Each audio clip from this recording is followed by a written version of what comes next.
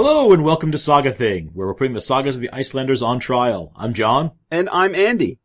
And welcome to the second of 2 episodes devoted to the Saga of Gunnlaug Serpent-Tongue.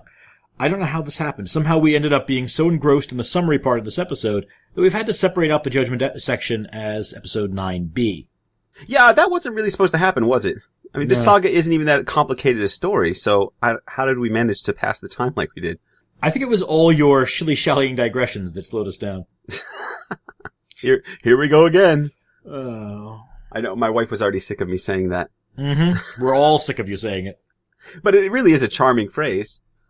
Don't you think? No. No? Oh, well. Well, it's part of my permanent vocabulary, and I plan on using it a lot with my kids. Your children deserve better. Why don't we start with a quick refresher of the saga? Okay. So there's this guy named Gunnlaug. He's the son of Illugi the Black.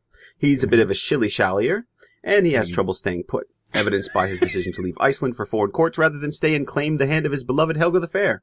While abroad, Gunnlaug entertains a variety of kings and earls, earns a fair amount of wealth, and a pretty good reputation. That may be debatable. Yeah, perhaps, but now's not the time. We'll get to it. Okay. At the court of the Swedish king Olaf, he insults the poetry of Hrafn, another Icelandic poet, and shames him in front of the king. The two agree to settle this matter at a later date. And so Gunnlaug continues his tour of northern Europe. Hrafn, on the other hand, rushes home to Iceland and arranges to marry Helga if Gunnlaug doesn't return home soon enough.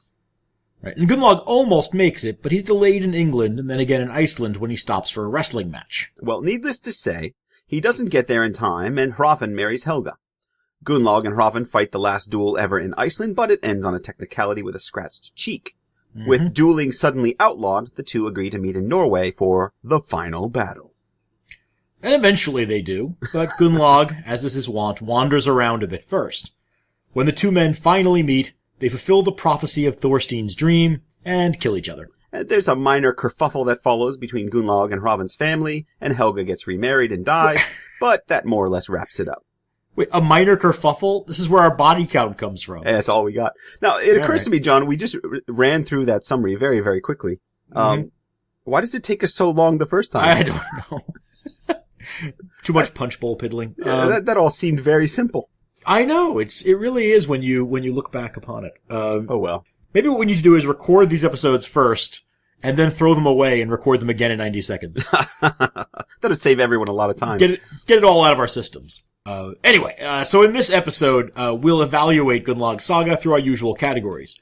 Our 7 categories, as always, are best bloodshed, body count, nicknames, notable witticisms, outlawry, in which we'll exile one figure from Iceland and the sagas, Thingman, in which Andy and I will choose supporters from the saga cast to join our all-star teams, and a final rating section, which is more or less what it sounds like. Why don't we just dive right in, Andy? Let's do it. Best bloodshed. So I think our first bloodshed that we should consider, probably the most violent of all in the saga, and the most interesting to me, it's when Hrafn and Gunnlaug meet in their first duel. It says here... most violent? Yeah, let me read what it says. Oh. Hrafn was to strike the first blow since he had been challenged. He hacked at the top of Gunnlaug's shield, and the blow was so mightily struck that the sword promptly broke off below the hilt. The point of the sword glanced up and caught Gunnlaug on the cheek, scratching him slightly. What do you think? That's your best bloodshed nominee. No. I've suffered worse wounds from a cat. Well, you know, blood is shed, and it's significant.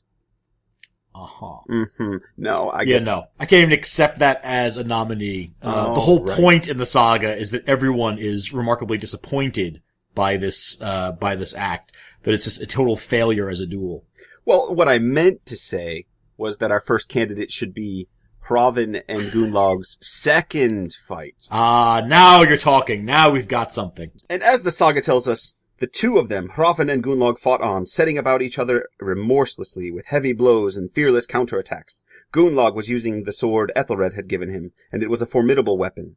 In the end, he hacked at Hrafn with a mighty blow and chopped off his leg. Yet Hrafn did not collapse completely, but dropped back to a tree stump and rested the stump of his leg on it.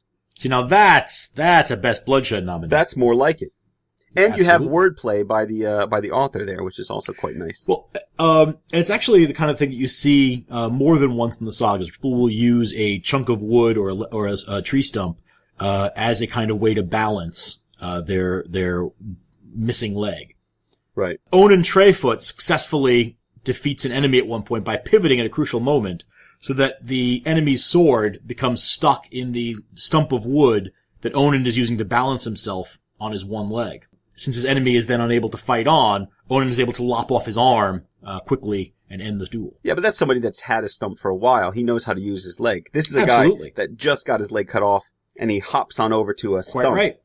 He's clearly read other sagas and knows how to behave. Well, it's not like he can use the stump that's still in the ground to help him.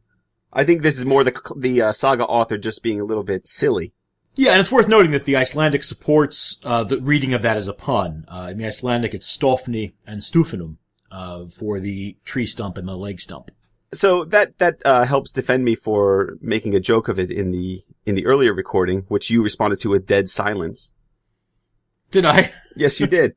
It made me feel bad as I was editing and putting it together. Anyway, my first nominee is going to come immediately after that, and I mean immediately after that in the text, as Hrafn asks Gunnlaug for a brief break, so that he can gather himself after having lost his leg. And Gunnlaug tries at first to claim victory in the duel, but then, is willing to draw water for Hrafn when Hrafn asks him for a drink before continuing. Gunnlaug, unbelievably, carries water to Hrafn in his helmet. Well, makes sense. And so we pick up here after Gunnlaug demands that Hrafn promise that he won't try to take any advantage of him in this moment. Gunnlaug went to a brook, fetched some water in his helmet, and took it to Hrafn. But as Hrafn reached out with his left hand for it, he hacked at Gunnlaug's head with the sword in his right hand, causing a hideous wound. Ooh, hideous wound does sound good.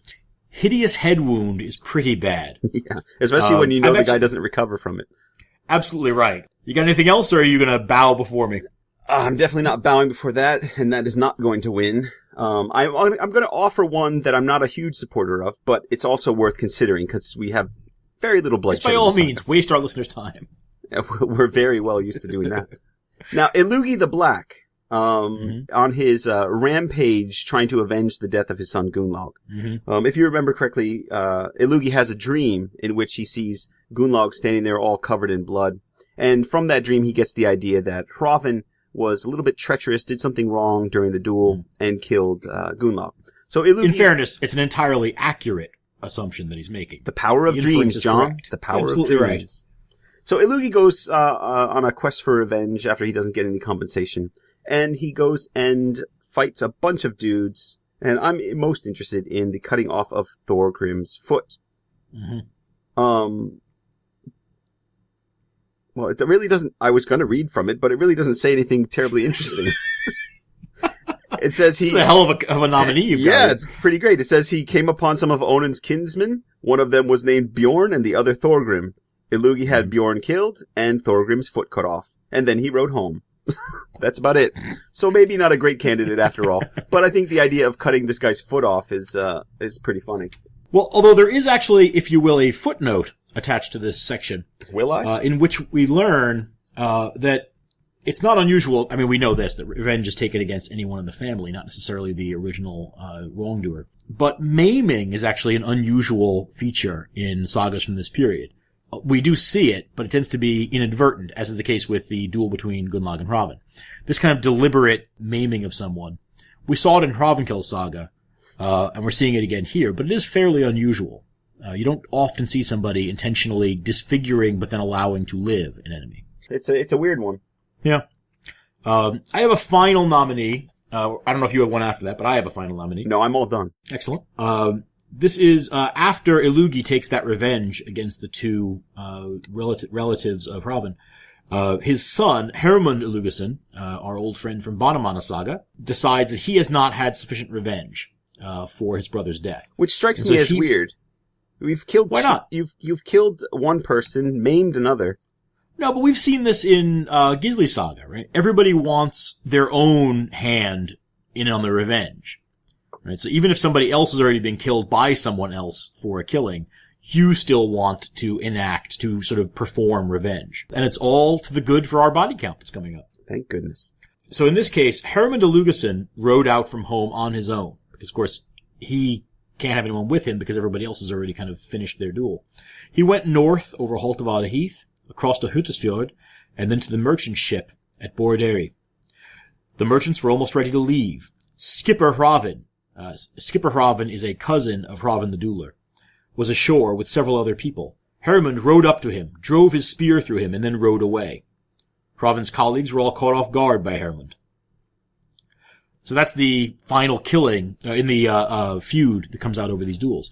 And what I like about this is that it's actually a mounted horseman just riding somebody down, right? Just running a spear through him as though a lance being used to sort of spear somebody on the battlefield, and then rides away. It's kind of an unusual death in the saga. Yeah, we don't really see that very often. No. But it lacks that certain something. It lacks that blood-splattering joy that we like to see in a win. So what do we got? This is, we got a few nominees, but nothing really jumps out at me. It comes down to Hrafn's leg being cut off and Gunnlaug's head being cut badly. I really have to go for Hrafn's leg being cut off just because of the violence of it and also the clever wordplay by the author using the pun stump on the stump. Yeah, I mean, as has been noted, Lois Bragg noted that, when someone is called the best one-legged fighter in Iceland, it's important to remember that that's a real compliment because there were so many people who lost limbs in battle. So it's not that this is a terribly unusual kind of injury, but you have to appreciate the writer's cleverness, and you have to appreciate that Hrafn then somehow managed to find a way, honorably or not, to take his enemy with him, despite having suffered this grievous injury. Right. I think that's fair. Congratulations to Gunnlaug and Hrafn. Right. I hope that's some consolation to Hrafn as he lies in his grave. You may not have Helga, but you got best bloodshed. Right. Does Hrafn actually get the award, or does Gunnlaug? Is it the person who is cut, or the person who is doing the cutting? Well, I think it's a joint award. So they have two of them go up there the together. Two of them, one blinded by the blood pouring down his face, the other hopping up there, will help each other up to the podium to accept the award, and then proceed to hack each other to pieces in front of the audience. Body count. All right, body count. This time out, we have I wouldn't say a great big number, but a reasonable body count. Almost all situated in one point in the saga. This is very much like Hrafnkill Saga, where you have one killing early on, and the rest are all kind of piled up at the end of the saga. Right. And this tends to be a pattern for the shorter, more biographical sagas, that we follow a person through his life, and then everything kind of climaxes in one great big battle or duel or something like that. Right. Frequently the battle in which our protagonist loses his life. So in this case, after the one killing of Thororm the Berserker in England, we really don't have any other killings until we get to that final duel between Hrafn and Gunnlaug. Yeah. And in that one, we lose a bunch of people all at once. Hrafn's cousins, Grim and Olaf, are both killed by Gunnlaug. Thorkel the Black, Gunnlaug's kinsman, is killed by Hrafn. 5 additional companions, 2 on Hrafn's side and 3 on Gunnlaug's side, are all butchered, presumably by each other. And then finally, Hrafn and Gunnlaug face off on the corpse-strewn battlefield, in that sort of final bit of duel that we talked about. Yeah.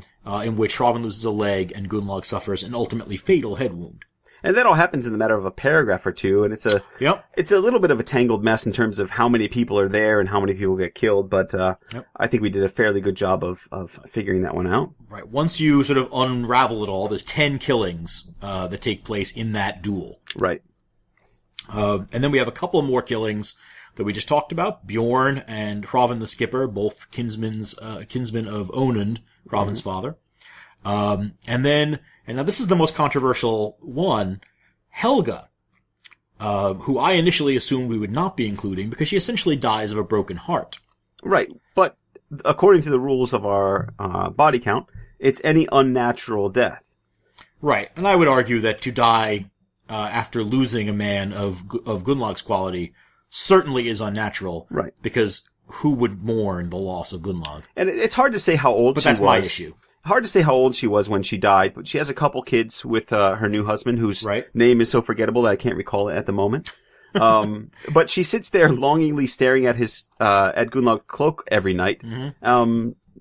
and then eventually dies of just love sickness. So that's completely unnatural, and therefore I think worthy of counting. They're together for quite some time. And the gentleman is Thorkel, son of Halkel, that she ends up with. But yeah, he's an utterly forgettable person in the saga, and they're together long enough to have children, but clearly her heart's not in the relationship. Right, and she doesn't die of old age. That's basically my point. She doesn't die of old age or anything that I would consider natural. It's basically depression. I will grudgingly accept this, mainly because I think it's unnatural that anybody would pine away for love of Gunnlaug. Yeah, I don't get that either. So, for that reason alone, I will give you the body. So we end up with a total of 14, which is, puts it on the lower end of the sagas, but not the lowest we've seen. All right, then. Nicknames.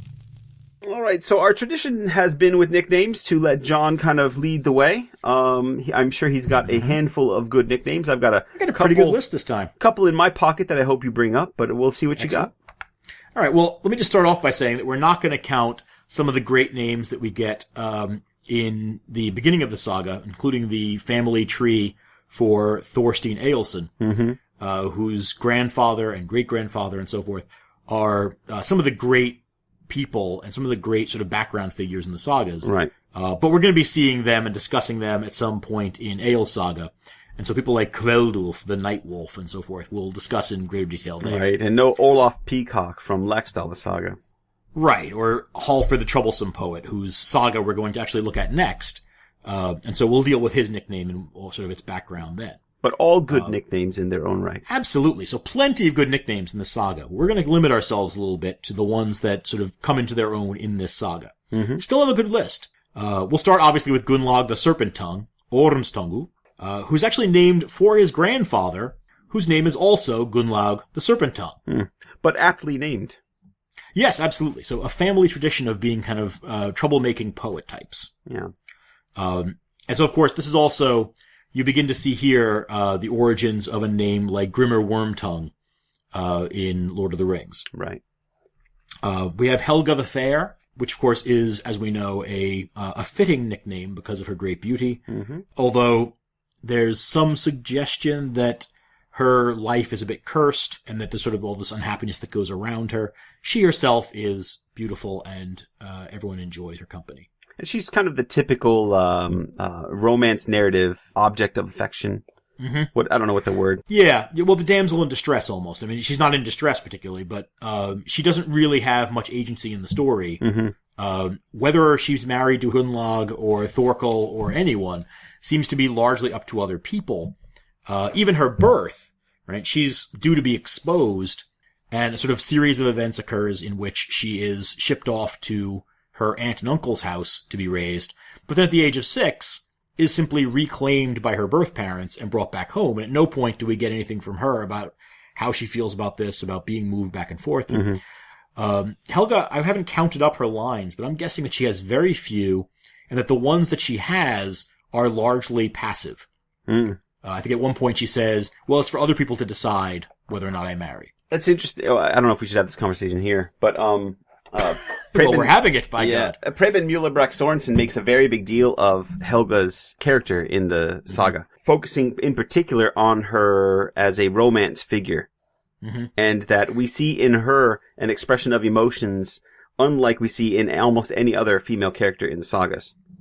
Maybe perhaps compare her to Gudrun in Laxdal Saga. But Gudrun has much more agency than Helga does. Helga is a very standard, very typical romance figure. The romance woman who is beautiful, no agency, but is there to communicate emotions of some kind or other. Right, and I think it's almost striking enough that it sort of feels like she's been imported from another genre of literature. Yeah, she feels out of place. She really doesn't have that feel of a saga woman. Right. But anyway, so we leave her there, with her fair nickname and her lack of agency.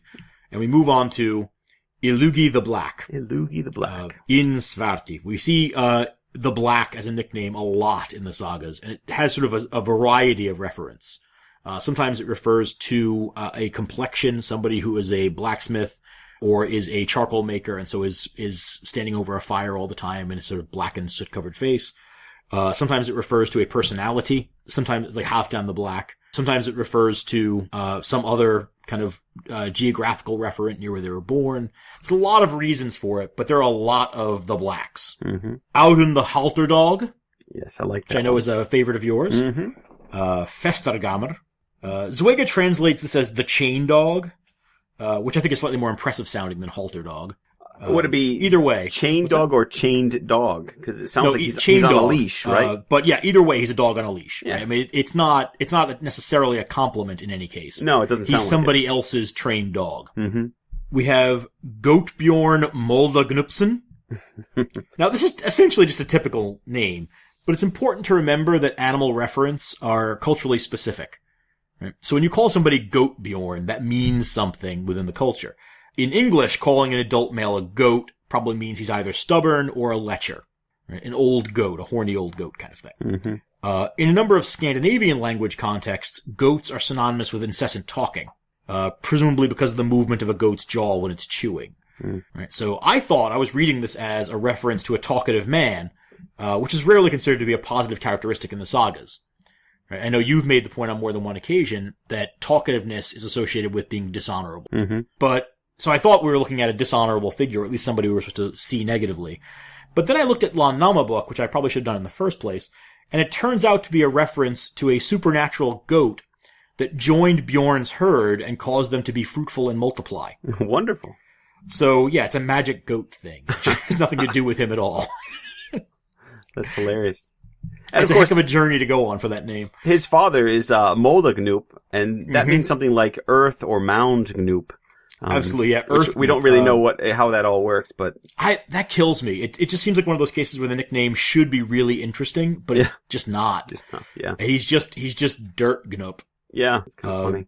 So disappointing. We've got a variety of kings in the saga mentioned as well, like Tosti the Warlike, Eric the Victorious, Sigurd the Ambitious, and Knut the Great. But we decided they're not major enough characters, or they're not at least Icelandic, so we're gonna dismiss them. But we are going to throw in just one reference, just because he's such an interesting character, Sigtryg Silkbeard. Yeah. And that's because I feel obligated to include one beard-based nickname for every saga. But also, Sigtryg's history is really interesting. He's a Hiberno-Norse king from Ireland in the late 9th into the 10th centuries. His sort of big moment in the sagas doesn't take place here, it takes place in Njal's saga, where he's mentioned as being the leader of the Norse faction at the Battle of Clontarf in 1014, the millennial celebration of which we are enjoying this very year. How exciting. That's right. Of course, the Norse lost that battle, so maybe he's not quite as impressive as his silky beard might indicate. Well, nevertheless, he's a man who likes a good bit of oil in his beard.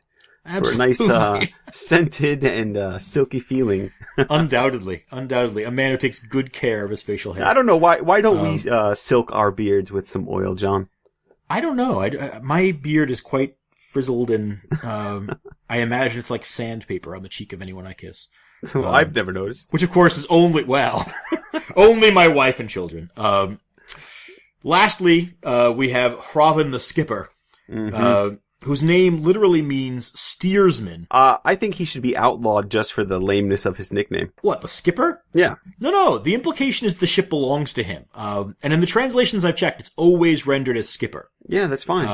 But it's an interesting side note that the word skipper in English is ultimately derived from the Old Norse word skip. Oh my god. Which is the generic name for any seagoing vessel. Just like ship in English, which is also derived from the Old Norse word skip. Yeah. It's a cognate lexical doublet. It happens when the same word enters a language twice and takes on different connotations. There's a handful of these with that same sound change from Old Norse to English. Shirt and skirt, shin and skin, shatter and scatter. Stop me anytime. So here we are in our History of the English Language class. Absolutely. But yeah, so I just want to make the point that Hrafn the Skipper, that's a good solid Old Norse nickname right there. I couldn't be more bored by it. There's nothing untoward about it. You just associate it with Gilligan's Island, and so you think of it as being inappropriate for a saga. But the fact is, it's really more inappropriate for Gilligan's Island. The fact is, that's not going to win. So let's move on. All right. I'm going to nominate Goatbjorn, just because as I dug into his name, there turned out to be so much cool stuff going into that, and that ultimately it actually refers to the magic goat that impregnated all of his female goats and gave him a herd of demigod goats. I don't I don't really know what's going on there, but I really like the story. It's an awful long stretch. You've got to do a lot of research for that. Why don't we give it Yes, but I did it. Yes, you did, but no one else cares. Well, that's why I'm giving it to all of you now. I see. Well, I like Gunnlaug Serpent-Tongue. It's a striking name. You think, it's a striking name. That's all you got. No. Against my herd of magical goats. There's no story behind it. It's a striking name. It's a striking name. There's no real great story behind it. But, if you're looking through the list of nicknames, it's gotta be either Gunnlaug Serpent-Tongue or Halterdog. Or Goatbjorn Moldegnupsen. Or, yes, but of the three, I think Goatbjorn, ranks fairly low. Oh, I can't agree. Oh, are we going to have a split decision this time? We're going to have a split decision? I think so. You like Gunnlaug Serpent-Tongue, do you? I'm giving it to Gunnlaug Serpent-Tongue. It's a great name. All right. I'm going to stick with Goatbjorn. I think it's an interesting story, an interesting name, and it sort of shows you how much can get packed into a nickname in the saga. That's absolutely right.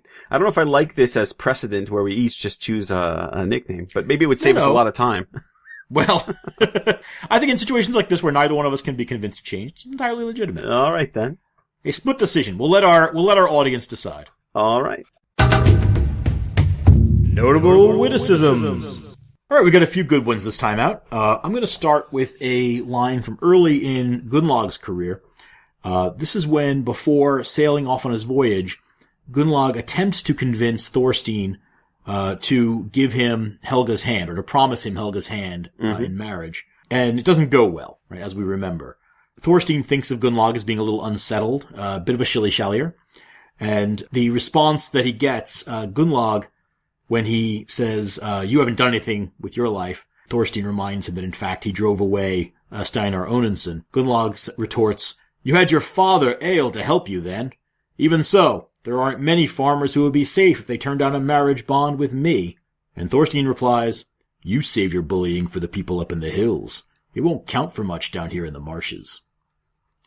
I like that. The people of the marshes won't I like that. Nonsense. Well, first of all, yeah, it's got that kind of spin to it. But I just like the idea that it's easy to bully people up there on the hills in Borg, or up there where you're from, but down here in Borg, rather, it's not going to fly, right? These are the stomping grounds of Egil Skallagrimsson. Yeah. And we're not going to be cowed by any of you hill people. Yeah. It speaks to how pathetic Gunnlaug is. As soon as he doesn't get what he wants, he immediately resorts to trying to bully. Again, which is interesting, through his father's name. Not through his own deeds or anything like that. It's my father. Right, and when Thorstein's response is, Gunnlaug actually does go running back to his dad to complain. Yes, exactly. And sends his daddy around to argue with Thorstein. It's not an auspicious opening for Gunnlaug, but it's a great line for Thorstein. Absolutely. I'm going to give Gunnlaug one good line here. I think we spent a bit of time talking about the results of this moment in the text. It's when Gunnlaug finds himself arriving for the first time in the court of Norwegian royalty. He comes into Earl Eric's court, and he has a seeping, oozing, nasty boil on his leg or on his foot. Yeah. He's asked why he isn't limping, and he replies very wittily off the cuff, one mustn't limp while both legs are the same length. Which is actually, it's one of those lines that gets bandied about as kind of typifying the behavior of Icelanders, or the attitude of Icelanders, especially when they're abroad. Mm-hmm. Right? That they do not like to show any kind of weakness in front of foreigners, and particularly in front of Norwegians. Right, and this is part of the problem that he has with Hrafn eventually, right? That they expose each other. But I like that. I think it's a very quick, very witty line. It certainly puts the Earl in an awkward position, and it makes his advisors wake up and say, we need to test this guy and see what he's all about. And Gunnlaug quickly proves himself to be the cantankerous loser that he is. Wow. Tipping your hand a bit. But I guess he won't be my Thingman. All right, so as much as I like that one, I also like the poetry. And since this is a poet saga, I think we should pause over some of Gunnlaug's poetry. It's often it seems appropriate. Quite witty, quite sharp. All right, this is poem 14 from chapter 11. And in this chapter, Gunnlaug has attended a wedding, and he's been sitting across the bench from Helga the whole time. And afterwards, they meet outside and they talk for a little while. And one of the things he does is to explain how frustrated he is with the whole situation. And he says this to her. Basically a description of Helga to Helga. Mm-hmm. Fair wine goddess, I must reward your father for the worst wound. The land of the flood flame steals joy from this poet, and also your mother. For beneath bedclothes they both made a band goddess so beautiful. The devil take the handiwork of that bold man and woman. Now, that may not have made sense immediately to our listeners. Right. It's hardly Wherefore Art Thou, Romeo. No, but it's fairly good skaldic poetry. Mm-hmm. And basically what he's saying is the worst wound that Thorstein, Helga's father, ever dealt him was the creation of Helga the Fair. Right. So whenever he laid under bedclothes with Helga's mother, that was his worst wound to deal to old Gunnlaug. Right. It's actually a far sight from being complimentary to Helga. I mean, he refers to her as the worst thing her father did, admits she's beautiful, but then says the devil take the handiwork of that bold man and woman, by which he does mean Helga. Yeah. And she then thanks him for the poem and the gift that she gives him along with it. Yes, which once again, Helga just kind of letting everybody else run right over her. It's a strange thing, and certainly not what you see Saga characters doing often. They never stand in front of a woman and talk about sex with them in such an abrupt way. Right. Much less sex of their parents. Yeah, I suppose there is kind of a creepiness factor there. There's a big creepiness factor, but Helga, maybe she's not bright. But surely there has to be a moment at some point when he sort of admits his love for her and her beauty and so forth. It's on the same page, actually. She gives him a gift, and he walks outside, and he meets Hrafn, and they start kind of arguing a little bit. And Hrafn basically tells him in a poem that he should find another woman. He says, "Glorifier of battle goddess, god of the quick-flying weapon, it's not fitting for us to fight over one fair tunic goddess. Slaughter tree, south over sea, there are many such women. You will rest assured of that. I set my wave steed to sail." Now, he's telling him to go find another girl. Right, plenty of fish in the sea, basically, is Hrafn's motto. And this is one of the only moments when I like Gunnlaug. Mm-hmm. He replies, "There may well be a lot of women, but it doesn't look that way to me." Aww. It's very sweet. See, that's lovely. He truly does love her. He just can't be bothered to be around when he's supposed to be, to keep her. And in fact, when he's speaking to her, he can't bring himself to actually say nice things to her, but instead treats her as a devil-inspired handiwork of her parents in bed. Yes. Well, you can see why she longs after him. Absolutely. But these aren't the only verses we're going to be including. We've got, right before their first duel, Gunnlaug and Hrafn both have a chance to show off their skills as poets before they show off their skills as warriors, right? Because this is a duel between two men who are both famed for a pair of skills. Mm-hmm. And we haven't actually seen much of Hrafn's poetry, so this is sort of his chance to shine as well. But Gunnlaug is going to go first in this exchange of insults, this fluting poetry. Mm-hmm. And Gunnlaug says, "I'm ready to tread the isle where combat is tried. God grant the poet victory. A drawn sword in my hand. Into two I'll slice the hair seat of Helga's kiss gulper. Finally, with my bright sword, I'll sever his head from his neck." Hrafn replies with this, "The poet doesn't know which poet will rejoice. Wound sickles are drawn, the edge fit to bite leg. Alone and a widow, the young girl, the thorn tray will hear from the thing, though bloodied I might be, news of her man's bravery." Now, I think Gunnlaug gets the better one on that one. Well, slightly. I mean, calling him Helga's kiss gulper is, there's no way to make that sound less pleasant. Yeah. Anyway, I like the phrasing here too. I'll slice the hair seat. The hair seat being the head, obviously, of Helga's kiss gulper. Right. So he's going to split it in half and then chop it off. Yes, it's brilliant. Right. So he's just sort of slicing and dicing here. You know what's interesting? If you look at these two poems, Gunnlaug says, "I'll slice your head open." Yeah. And then Hrafn says, "I'm going to bite your leg with my sword." Which is actually what happens to each of them. Yes. It's also worth noting that Hrafn, I have to say, his poem doesn't really come across as being quite as aggressive as Gunnlaug's. When you begin your insult poetry before a duel with, "The poet doesn't know which poet will rejoice." Yeah, not very confident. Really? I mean, let's have a little bit of confidence here. Well, he's also admitting that he's going to be bloodied, right? He says, "Though bloodied I might be, she'll hear of her man's bravery." Yeah, he does not come across as confident in his swordplay. No. You know what's interesting? There's another poem just right nearby, comes in poem 19, where we do see Gunnlaug expressing his love for Helga in nice poetry. I'll just read that really quickly. The woman was born to bring war between men. The tree of the Valkyrie started it all. I wanted her sorely, that log of rare silver. Henceforward my black eyes are scarcely of use to glance at that ringland's light Valkyrie, splendid as a swan. That really a kind of oblique reference there to the dream in which she was figured as a swan. Absolutely, and it's sad because he obviously can't have her anymore. But it speaks to his longing and his love of this woman. It does. I question. I mean, the metaphors that Gunnlaug comes up with. She is a log of rare silver. There's a lot of complimentary ways to refer to somebody, but calling a person a log is not really. Although actually, she kind of does. That's about how much agency she has in the story. So let's put it this way: would you rather have a piece of silver or a log of it? I think that's your response. Yeah. Well, I think we're talking about value here, right? All right.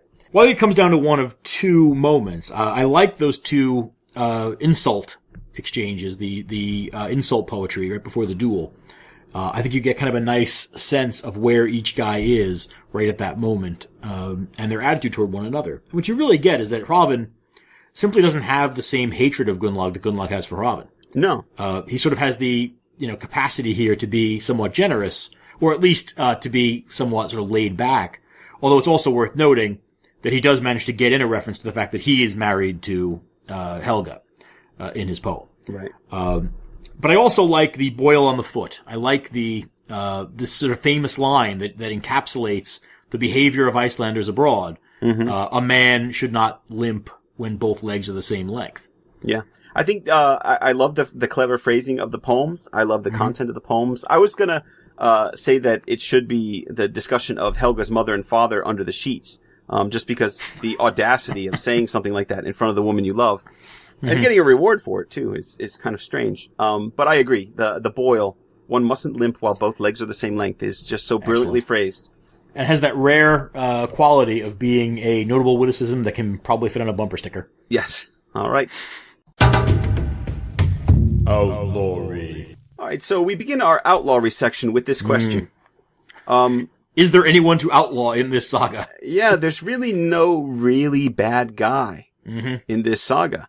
We're used to finding criminals. We're used to people doing illicit things. Nothing of that sort happens here. Right. I think we're going to see this problem a lot with the sagas of the warrior poets. It's just not, it's a genre in which you have people competing because of love. There's rarely kind of a straight ahead, one dimensional villain like you might see in another saga. Right. I mean, two names came to mind as I was finishing up the saga, but more out of desperation than anything. I was interested in Illugi the Black because of his, maybe excessive vengeance, but I understand why he does what he does, and it seems to be reasonable, and no compensation is expected or paid for what he does. Right. And then the other one is Hermund. And I could make a stronger argument for Hermund just because his father had already taken care of some of the vengeance for Gunnlaug's death. Hermund goes and runs that guy, Skipper Hrafn through. Right. Again, seems excessive to me. Yeah, but I think that's a stretch only because, in other sagas, I mean, we applauded the sons of Vestin Vestinson for killing, Thorkel, right? And there's a situation where killings had already happened to pay for Vestin's death, but they wanted a taste of vengeance themselves. And of course, we also decided that they had probably killed the actual murderer. So we gave them credit for that. But here, I feel like those are a bit of a stretch. And I think we do have a couple, I agree, it's not a great saga for outlaws, but we do have a couple of candidates. There's Hrafn, right? Hrafn the poet. Well, I suppose if you're going to look at Hrafn, you might as well look at Gunnlaug too. Fair enough. Yeah, no, I think Gunnlaug is at least a possibility. So let's think of these two then. Right. And I will say, that my only argument for putting Hrafn ahead of Gunnlaug, is that moment of treachery in the duel. Yeah. That Hrafn, Gunnlaug exacts a promise from Hrafn that he will take no advantage of Gunnlaug, in this moment of truce. And then Hrafn swings a sword at him and gives him what's ultimately a death blow, at a time when he had given his word of honor that he would not do anything. Yeah. I mean, that's pretty bad. The only reason I would argue for Gunnlaug over Hrafn is that Gunnlaug is really just not a good person. And I should more generally speaking, I should admit that I'm coming fresh off of reading Preben Muhlengrek Sorensen's Values in Gunnlaug Saga, in which he analyzes each of these characters, and he makes a really good argument for Hrafn being an ideal man in Icelandic society, and that Gunnlaug is the exact opposite of that. He's a mirror image. He is exactly what you do not want in Icelandic society, and that's why he has all his trouble. Every time he's in Iceland, he can't really deal with the social structures. He can't really deal with the community that he's supposed to. Well, and he lacks, there's sort of this one thing that is so much a part of the sagas and so obvious that we almost don't even think about it or talk about it, which is this idea of your word is your bond. Right? Yeah. In a land in which law is really just mutually agreed upon behavioral guidelines. A man like Gunnlaug, who says he'll do something and then feels no compulsion to follow up on what he says, is much more than just kind of being the, as we said, shilly-shally or whatever. He's actually kind of a threat to the entire social system. Absolutely. That if everybody That's exactly stops right. behaving according to their word, the system collapses. Right. And Gunnlaug is a guy you can't rely upon to behave according to his word. Right. And even in the simplest form. So if you remember, early on in the saga, Gunnlaug has his father buy him a portion of a boat that's about to travel to Norway. Rather than help the men as a typical character would do, you help prepare the boat, you get things ready. Gunnlaug lets other people do that, and he wanders off to go and romance Helga a little bit, and then asks Thorstein for her hand in marriage. Right. He is not contributing. I think that's a good example of him not contributing to society in the way that he should, and then demanding a woman or demanding some kind of compensation for just who he is, as though his name alone is good enough. And where we see, I think that's a good point, where we see a figure like someone like Grettir, who also isn't big on contributing to everyday work. When the moment comes for heroism, there's Grettir to defeat the undead monster threatening the farm. Yeah. I don't think we see Gunnlaug at any moment prove himself to be worthy enough or useful enough to society to make up for this tendency toward laziness, indecision, and a kind of loose playing around with his vows and his bonds. Well, and he's a dangerous individual. If you think about his interactions with Hrafn in the Swedish court, that's an instance where he comes in, Hrafn's already established in the court to some degree, and Gunnlaug starts throwing his weight around, and he wants to give his poem first. Now, the Swedish king kind of notices Gunnlaug's behavior, and I think he's somewhat making light of it. It's certainly not a compliment to Gunnlaug that he says, let's let this guy go first. Right. He seems to be an ornery kind of person. Right. Well, and it's, it also may be one of the situations where we've seen in other sagas, outsiders like seeing if they can kind of rile up Icelanders. Yeah. And in this case, if you can get two Icelanders to go after each other, well, that's just gravy. Exactly. But in terms of the Icelandic community, again, Hrafn's being a member of Gunnlaug's own community. Right. Gunnlaug is shaming him publicly in front of other people. So again, I'm just making the argument here. If we're gonna outlaw someone who hasn't really committed a crime, we have to weigh Hrafn's treachery in the duel against Gunnlaug's general, very, very dangerous disposition. And so I would argue that we need to send Gunnlaug maybe on a minor outlawry so that he can think about who he is and how he fits into society. I think either one of them is looking at minor outlawry. I don't think we have anything sort of horrific here, but somebody needs a timeout.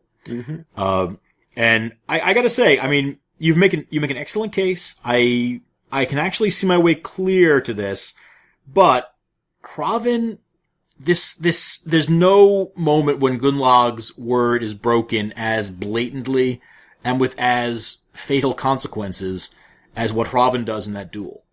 Well, I'll give you... Here you have a man who, in a moment of dueling, at a time when he has lost the duel, violates his word in order to get in a cheap shot at an opponent, and then says, I did it so that you wouldn't have Helga. Which, remember, the whole point of the duel is that the winner essentially gets Helga. Right. And so he's basically said, I understand the terms of the duel, but now that I've lost, I'm going to renegotiate the terms of the duel so that you die too. Well, let me ask you, at the very least, poor sportsmanship. It's poor sportsmanship. Does he do that out of love for Helga or out of hatred for Gunnlaug? No, I think it's spite. It's just pure spite. I don't read it. There's no suggestion that Helga's happiness matters to him at all. I'll just point out, some scholars like to read that as a testimonial to his love for her. I think I'm with you. It's more spiteful than anything.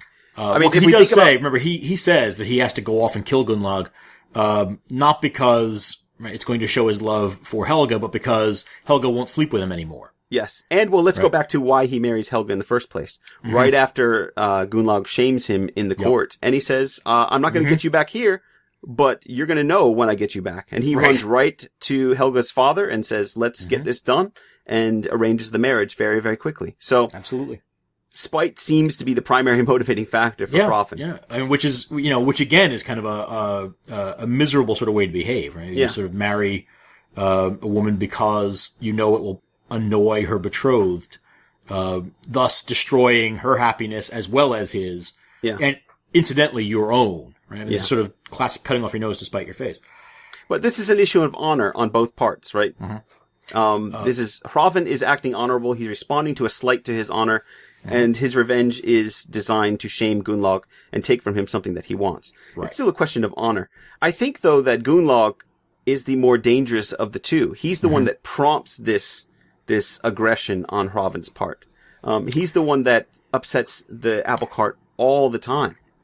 But how you respond to provocation is up to you. And Hrafn, we're now finding a pattern of spiteful and dishonorable behavior, which is not a requirement. I mean, Thorstein Egilson has to deal with Gunnlaug being a jerk who doesn't stick to his word, but it remains above reproach throughout the saga. Absolutely. Hrafn's the one who chooses to respond by being kind of dishonorable, by being sneaky. All the things that saga writers hate, and all the things that saga audiences, I think, would recognize as at least somewhat villainous. I think, much like we were in Best Bloodshed, we're kind of at a stalemate here. I think we might be. Like we were in the Best Bloodshed, because I'm feeling kind of strongly that Gunnlaug needs to time out. Mm-hmm. But you make a very, very good case for Hrafn, and I understand why he does. Could we have a saga first? Since we're only offering minor outlawry here, that we send them both on. Dismiss both of them. Yes. Just for, like I said, it's a timeout. They've got to reevaluate their approach to life in Iceland. For 3 years apiece. Of course, you realize that we have to find 2 different ships for them to leave on. Yeah, they can't go together. That would be bad news. And we probably have to make sure that one of them goes north and one of them goes south. They're just going to find each other in Norway and continue to duel.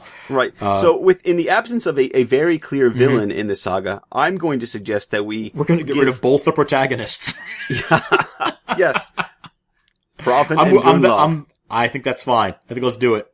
All right. Minor outlawry for both of them. Saga Thing history made here today. Oh, that's exciting. Bye, guys. Thingman. All right. So here we are, trying to pick a Thingman from the dregs of this saga at this point. We flipped a coin, and it's my turn to go first. And here I am. Andy has totally outmaneuvered me here. I've just agreed to outlaw both the saga's protagonists, thus leading me to sift through the silt of the rest of the saga for a few grades of gold. You would seriously have chosen Gunnlaug or Hrafn as your Thingman? We'll never know, will we? I wish. I know here's you what wouldn't I see. have. I see this as a saga in which the older generation, in some ways, outshines the younger. Yes. What we see here is kind of a standard trope in the sagas. Sometimes, we see that quite often. We certainly saw it with Bandamana Saga, but sometimes it's the older guys. You know, someone like Njal, who only gets better with age. Well, it's not surprising though in the 13th century that they might be looking back to a golden age, right? And so the older settlement age characters tend to shine a little bit brighter than their more contemporary counterparts. But there's a definite sense here that the fathers involved, Illugi, Onan, Thorstein, are to some degree more kind of even-tempered, even-handed than their hot-tempered offspring. Yeah. And obviously, Helga's not an option for me. She barely has an interesting line in the saga. Hrafn and Gunnlaug are both off the table now, and so I'm looking at the fathers as distinct options. Could I just say, I don't think you should reject Helga so quickly. If there's one character... Well, she can be anything I want her to be, because who knows? If there's one character in this saga that I'd want in my tent with me, it's probably Helga the Fair. Well, that's between you and, frankly, your wife. But in terms of choosing a Thingman, I think I begin to look at the saga as skewing older in the way that it sort of presents its characters. I would agree with so that. we've got Onund the Gothi, we've got Thorstein Aelson, we've got Illugi the Black. All of them good, interesting choices. I'm not terribly interested in Onund for various reasons. I won't bother going into them. I'm not surprised. I hadn't really even considered him as a legitimate Well, he's a legitimate option. And we've already agreed there are certain figures who are off limits in the saga because they'll occur in more prominent roles in sagas that we're going to see at a later date. So these are major characters like Olaf Peacock. Right. This would be a great time to seize Olaf Peacock. Right. But no, we've agreed. It's inappropriate. Right. And someone like Hallfred Troublesome Poet is absolutely off limits. Right. But so, Thorstein and Illugi they're both prominent figures, they're both important figures, they're both interesting figures. Illugi, I feel like he's one of those kind of also-rans. He's a guy who you always sort of see in the sagas, but he's never the most important guy. He's not somebody that would lend a lot of name recognition to my, Thingman. And he's not a guy who necessarily has a great deal of, activity going on. He's involved with things, but he's usually reacting to events, I find. So you're basically just telling me about the guy that I'll have to choose, since there's only two guys. You're complimenting my Thingman. No, in fact, Thorstein Aelson, is, of course, certainly an interesting choice, right? Yes. And I have to seriously consider him. Yeah. But there is another guy out there. A guy we haven't talked about, a guy who shows up all the way through this saga, and that's Skafti the Law Speaker. Skafti the Law Speaker is the most famous law speaker in Icelandic history. He's Hrafn's cousin in this saga, and so Onund's nephew. And he is, a figure who ties a lot of sagas together, who is instrumental in shaping Icelandic law, especially in the early 11th century, when Christianity and, Icelandic tradition are kind of coming together and having to find a new kind of, relationship to one another. Thorstein is a great figure, and I think, I'd be happy to have him, but I think Skafti, because I'm so interested in the law, because I'm so interested in that culture, I'm gonna have to go with, Skafti the Law Speaker. Bit of a dark horse candidate, I know, but I'm pretty pleased with him. Well, you should be. He's an alright guy. You're not gonna admit that I just scooped you again. I saw the look on your face. I'm not going to admit that I'm looking at my write-up on Skafti the Law Speaker and who he's related to. Yes, tell me all about my new Thingman, please. Power he has. Law Speaker for 27 years. Yeah, the longest tenured law speaker in Icelandic history. It's worth noting. Inherits his father's Gother. Major player. He is. Icelandic Tell politics. us all about his family connections, why don't you? But, that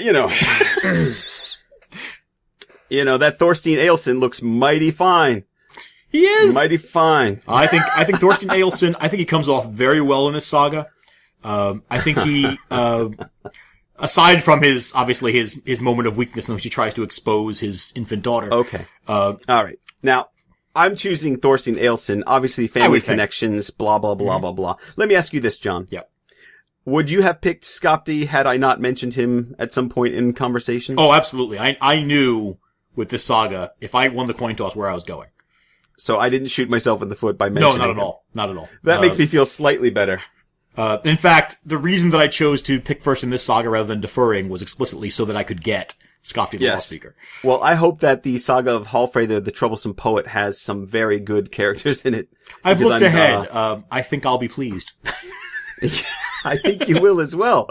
I leave this very happy to get Thorstein Aelson. I think you should be. I think he's a solid, Thingman. I think he's a great choice, and I think he comes off well in this saga. Look, he is extremely, extremely well connected. Mm-hmm. He comes from a noble family. He does. Most of Iceland looks back to that particular family, and Thorstein as kind of the progenitor of many of Iceland's greatest men. Absolutely right. Very, very well connected, very, very powerful, very, very well respected. He behaves extremely well in this saga and in almost every other saga. So I'm not at all disappointed to have Thorstein Aelson in my troupe. I just kind of really wanted Skafti. I don't blame you. But I think both of us end up with good Thingman this time out.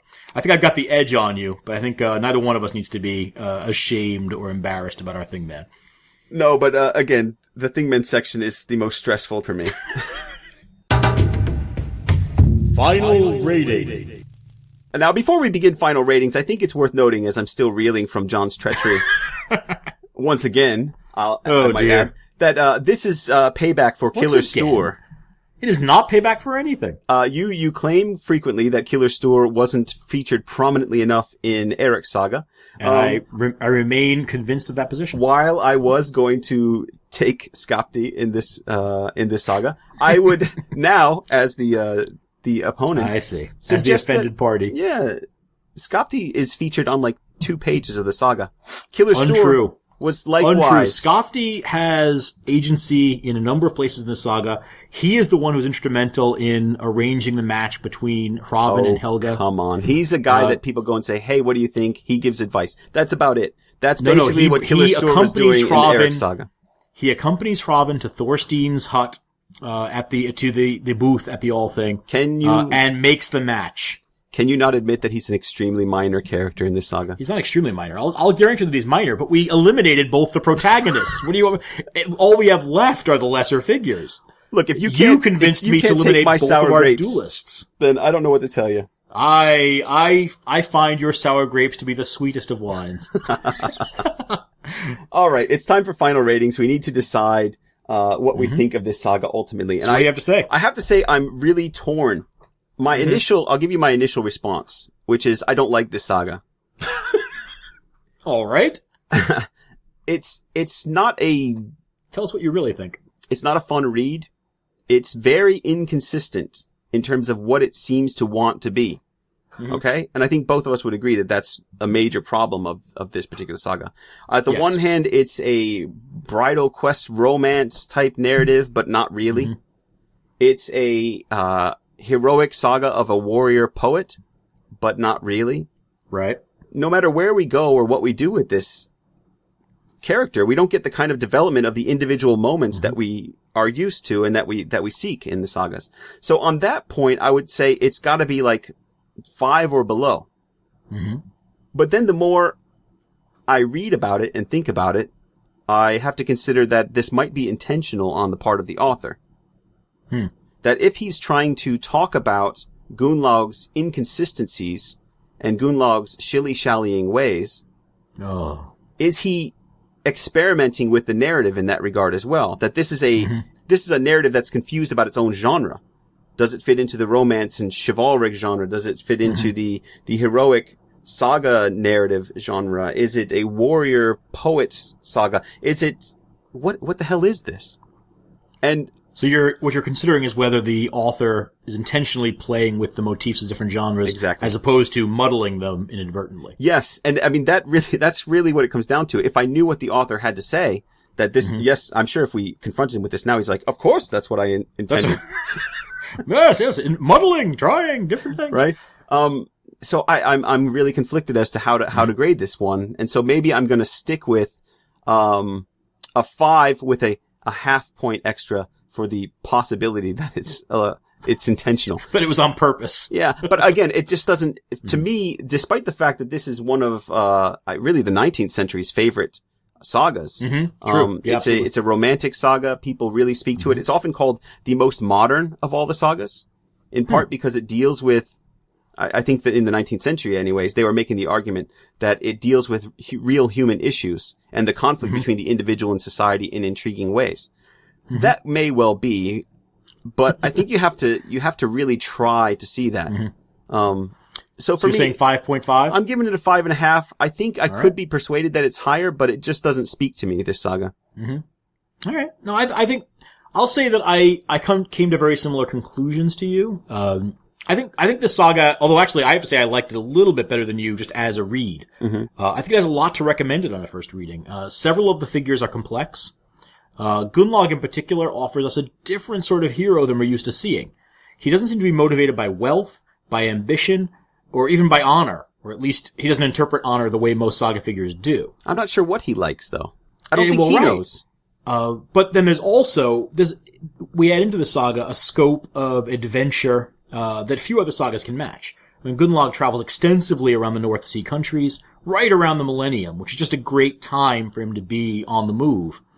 So he gives us glimpses of several important courts, and he foreshadows England's eventual absorption into the Anglo-Scandinavian world. And I appreciate all that. Yeah, but I think I see where you're coming from, but well, I'm about to say but, so. Okay, good, yes. Then give us your butt, John. Oh, I'm gonna give you both barrels of my butt. But for me, barrels? there's a lot wrong. I don't necessarily give this author the same credit for doing this on purpose. I think what we've got here is a really muddled narrative. The author is undecided about what sort of a saga he's trying to write. We said you gave us the genres, but it's a romance without a meaningful connection between the lovers. Yeah.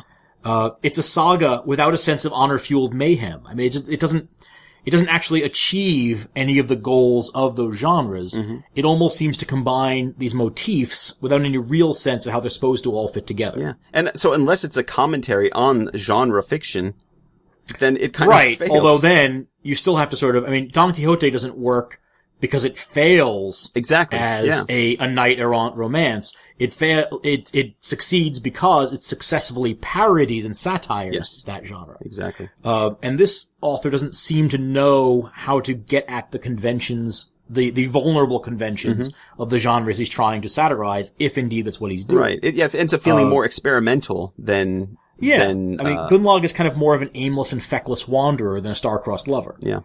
His actions aren't really motivated by love so much as a kind of generalized petulance. It's a fun read, but it's a frustrating saga.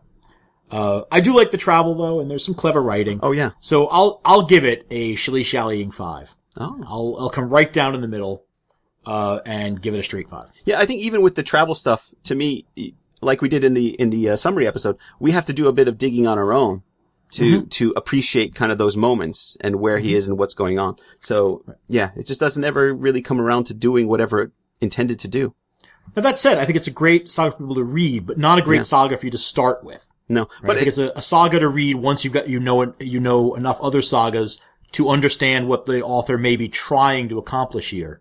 Whether or not he succeeds. And in terms of teaching, for those of you out there who are teachers, this is a great saga to introduce into any number of kinds of classes, just because it allows you to talk about genre, playing with genre, and when it is so clearly in conversation with continental traditions. Yes. Right, in some ways. Absolutely. So it matches up very nicely with certain other continental texts. Oh, it'd be a nice bridge from romance from the continent, maybe doing a Tristan saga or something like that. Or not Tristan saga. Maybe doing something like Tristan and Isolde, and then trying to move your way towards Iceland and the sagas in a survey course. It would work very, very nicely. But alright, so a 5.5 from Andy, a 5 from me, a not terribly impressive 10.5 total. No, our lowest yet, I believe. No. We've gone lower. Really? Where did we go low? Yeah, Eric the Red Saga. Yes. Oh, Eric. How quickly we forget. Rightly so. But alright, so that's it for now. Next time we're going to be doing, Hallfred the Troublesome Poet, a kind of companion saga to this one, in which we'll see figures from this saga in that one, just as we saw sagas from that in this. But for now, keep up with Saga Thing on social media. We're on Facebook at Saga Thing Podcast, on Twitter at Saga Thing Pod, and you can shoot us an email at sagathingpodcast@gmail.com. And while you can download us in a number of places, if you're downloading us from iTunes, please leave a review to help us get our podcast out there to more people. All right. We'll see you next time. Bye for now.